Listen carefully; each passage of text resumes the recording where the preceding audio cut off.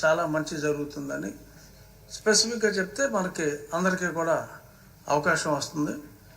ఇప్పుడు శ్రీమతి గల్లా మాధవ్ గారు. ధన్యవాదాలు అధ్యక్ష.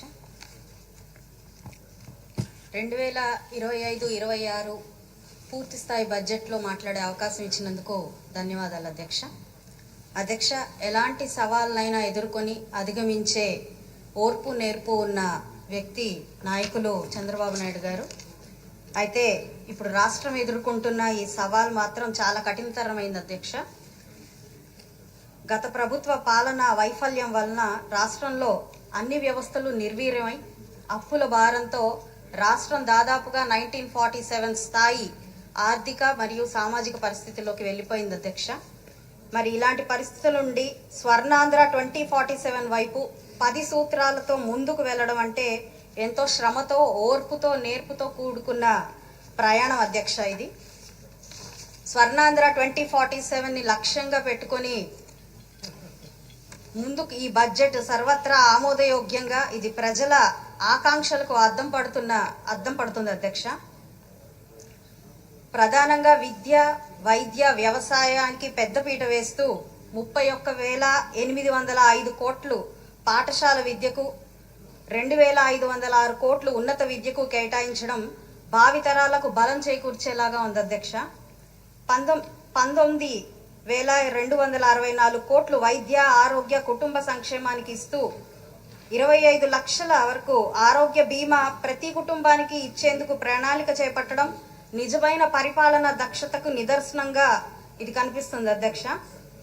గత ప్రభుత్వ దాష్టికానికి కష్ట నష్టాలకు గురైన బీసీల సంక్షేమం కోసం భారీ నిధులు 47,456 కోట్లను కేటాయించడం ప్రభుత్వానికి బీసీల పట్ల ఉన్న బాధ్యతలను ప్రతిబింబించేలాగా ఉంది అధ్యక్ష.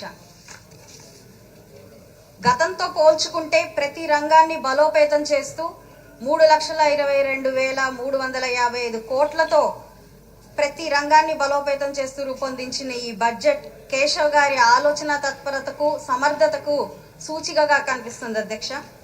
అధ్యక్ష, కేశవ్ గారు ఒక మాట అన్నారు అధ్యక్ష, మనసు ఎంతో బాధగా అనిపించింది అధ్యక్ష. పెట్టుబడిదారులు, కాంట్రాక్టర్లు గత పాలనా వైఖరి వలన మన రాష్ట్రాన్ని బ్లాక్ లిస్ట్ లో పెట్టాము అని అన్నారు అధ్యక్ష. ఇది ముమ్మాటికి నిజం అధ్యక్ష.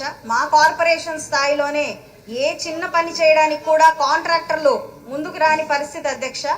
గతంలో చేసిన పనులకు గత ప్రభుత్వం బిల్లులు చెల్లించినందువల్లనే ఏ చిన్న పనికి కూడా వారు ముందుకు రాని పరిస్థితి కార్పొరేషన్ స్థాయిలో నెలకొన్నది అధ్యక్ష.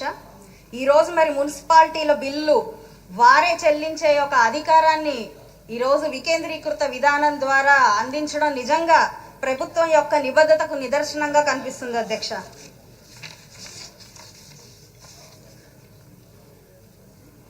అధ్యక్ష, గత ప్రభుత్వం బడ్జెట్ అనే అంకెల గారడీ వలన 5 ఏళ్లు ప్రజలు ఏం కోల్పోయారో అర్థం చేసుకున్నారు అధ్యక్ష.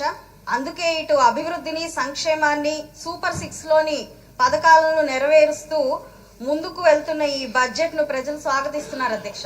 చివరగా అధ్యక్ష, దేశం నాకేమిస్తుంది అన్నది కాకుండా నేను దేశానికి ఏమిస్తున్నాను అనే స్ఫూర్తితో, బాధ్యతతో పౌరులందరం ముందుకు వెళ్తే ఖచ్చితంగా రాష్ట్రాలు, అదే విధంగా ఈ దేశం సుభిక్షంగా ఉంటుంది అన్న పెద్దలు చెప్పిన మాటల్ని గుర్తు చేస్తూ ఈ యొక్క అవకాశాన్ని నాకు అందించినందుకు చంద్రబాబు నాయుడు గారికి, కేశవ్ గారికి, మీకు ధన్యవాదాలు చెప్తున్నాను. శ్రీమతి దివ్య.